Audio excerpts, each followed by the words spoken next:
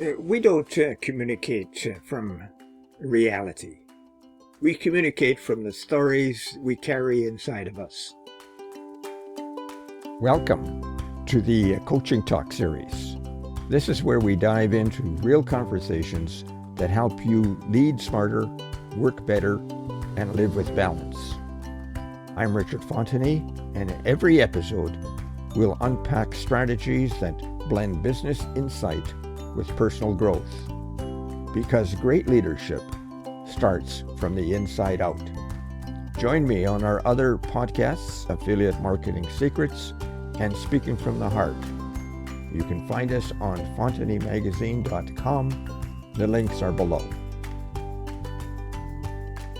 Hi, I'm Richard Fontenay, and today we're diving into a topic that influences every conversation you have, whether it's with a colleague, a client, a team member, or someone you love. Hidden bias in our communications. Now, this isn't about judgment, it's about awareness. Awareness that can transform how we speak, listen, and lead. And now, before we go any further, I want to give a shout out to all of you who are listening. I do appreciate you dropping by, and thank you, and thank you, and thank you again. Communication is the glue that either strengthens or weakens our relationships. Yet, one of the biggest challenges we face as leaders is that we often bring hidden biases into conversations without even realizing it. Biases shape our tone, influence what we say, and affect how we hear others. Every interaction starts with a thought. And before we speak, our personal stories, our upbringing, experiences, and values and assumptions have already influenced what we're about to say. And just like that, hidden biases is involved. Now, when we move to express our message, this is the encoding phase. The moment we choose our words, tone, and body language, it's our internal filters that greatly affect the process. Now, if we had negative experience with a specific group, perhaps a personality type or a communication style, or the bias that we have will appear. But the person on the receiving end has filters of their own. They interpret our message based on their experiences, assumptions, and emotional state. That's why two people can leave the same conversation with completely different interpretations. And let me give you two quick scenarios. In scenario one, the sender and receiver share the same biases. They reinforce each other, creating groupthink, blind spots, and at times discriminatory attitudes. In scenario two, the biases clash, and misunderstandings escalate rapidly. And this is where conflict often starts, not from intent, but from interpretation. So how do we break through all of this? Well, the answer is simple, but not always easy. It's called clarification. Before reaching a pause and ask some questions to others. Here's what I'm hearing. Is that what you meant? Can you help me better understand that point? And before I reply, I want to make sure I'm not assuming anything. Now, this step is critical, particularly for leaders. Without clarification, biases still influence reactions and decisions. Now, let's discuss channels, because the way we communicate is just as important as what we communicate. Email is often the worst way to have a sensitive conversation. Tone gets lost, context vanishes, and biases creep in. Phone calls are a little bit more effective because we can hear emotion.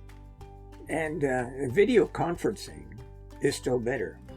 We can see facial expressions, but we still miss parts of the body language. For instance, the tapping of the desk or the nervousness in the person's legs. And then we have social media and digital messaging where biases can grow unchecked. People say things online they would never say face to face. Algorithms feed us content we already agree with, reinforcing our beliefs and deepening our assumptions. Even your leadership messages, your emails and memos and posts show signs of your bias, and sometimes without you even realizing it, or me without realizing it. Next, think about situation. Context is important. The same comment hits differently in a hurried meeting, a laid-back setting, or a stressful situation. Under pressure, bias becomes even more visible. And then there's interference. That static that distorts communication. It might be noise, multitasking, emotional triggers, or each internal narratives. Now, if we're not listening fully, bias then fills in the gaps.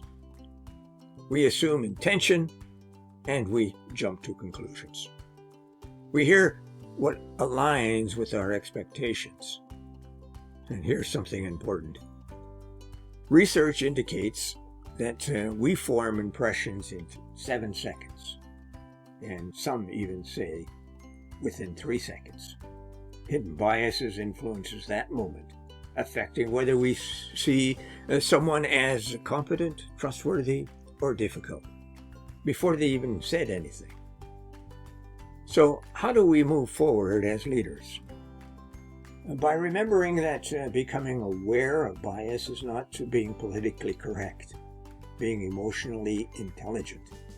It demonstrates respect. It prioritizes clarity over assumptions and values connection more than conflict. Leadership communication isn't just about delivering information. It's about how we make people feel, how we create space for understanding, and how we build relationships that move us forward and toward our shared goals. The more we understand our hidden biases, the better we can communicate, and the stronger our teams, businesses, and communities can grow.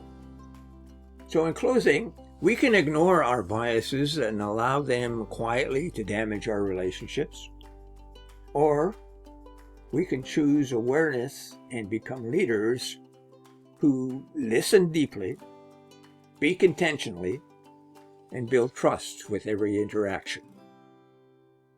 Now, thanks for joining me today, and join me next Wednesday when we'll explore leading with calm authority, where unity, control, and competency come to the fore. I'm Richard Fontenay, and this is the Coaching Talk series. Until next time, lead with clarity, listen with curiosity, and communicate with the heart. Bye now.